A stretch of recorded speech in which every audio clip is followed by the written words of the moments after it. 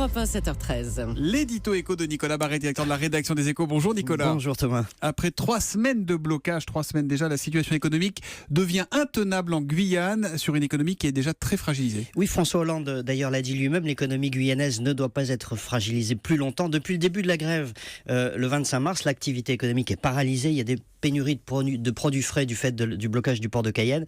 Les entreprises sont à l'arrêt, des salaires ne sont pas payés. Vous connaissez la toile de fond, 22% de chômage et 40% des gens qui sont sous le seuil de pauvreté. Oui, avec des disparités considérables, colossales. Oui, c'est le paradoxe en effet, puisque vous avez 30% d'emplois publics et comme les fonctionnaires sont payés avec une surprime de 40% en moyenne par rapport à la métropole, eh bien le salaire moyen en Guyane, figurez-vous, est légèrement plus élevé que la moyenne nationale. Mais on voit bien ce que cette économie finalement a de profondément pervers, puisque les transferts massifs d'argent public tirent les prix vers le haut, empêchent cette économie guyanaise de se diversifier. Elle est enfermée en quelque sorte dans un cercle vicieux de perfusion d'argent de la métropole au détriment du développement d'une vraie économie locale. Et du coup, vous nous dites que ça se reflète dans ces échanges commerciaux. Hein. Oui, l'immense majorité des échanges se fait avec la métropole qui est à 7000 km de là, et seulement 0,5% du commerce se fait avec le Brésil voisin.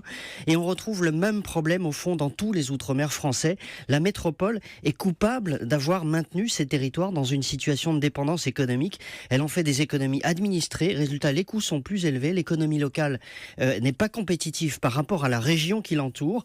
Une partie des élites d'ailleurs s'en va en métropole. Elle fuit cette économie de rente, de niche fiscale, d'emploi public. Et Paris, au fond, paye en Guyane des années d'absence de stratégie économique, alors que ce territoire recèle de fabuleuses richesses et que sa population est au moins aussi dynamique et entreprenante qu'ailleurs. C'est un énorme gâchis dont les Guyanais, vous le voyez bien, ne sont pas les seuls responsables, loin s'en faut. Voilà, explication de fond sur la crise guyanaise et au-delà, signé Nicolas Barret. À demain Nicolas.